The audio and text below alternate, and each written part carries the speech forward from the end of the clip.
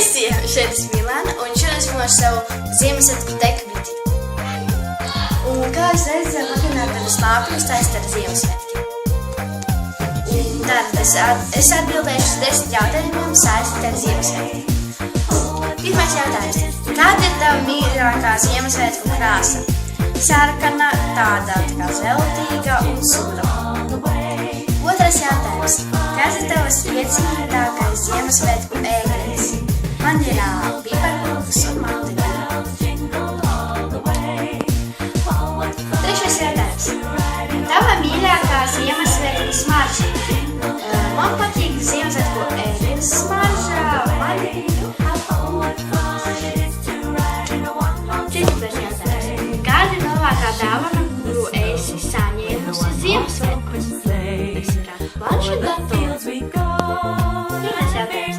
Kāda ir tava mīļākā Ziemassvētku pildīte? Mājās. Sestais jautājums. Kāds ir tavs mīļākais Ziemassvētku dzēriens? Silta tēja. Septītais jautājums. Kura ir pirmā diena tava mīļākā dziesma?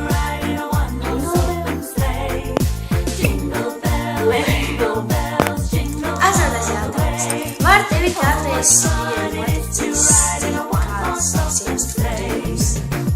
Jā, es nezinu, kā tas notika, bet visi bija istabā un koridorī parādījās dāvanas.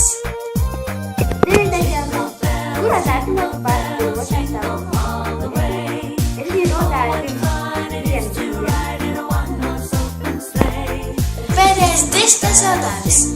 Tas ir, kurš ir tavs Ziemassvētku mīļākais apģērbs? Mīgs un savu čempers, kā piedzīvot man. Es viņu neuzņēmu, jo es nevarēju, bet viņš man atnāca. Paldies, ka skatīties šo video. Spiediet like un subscribe mani kanālu. Tiekamies nākamajā video. Un tagad aiziet džūs.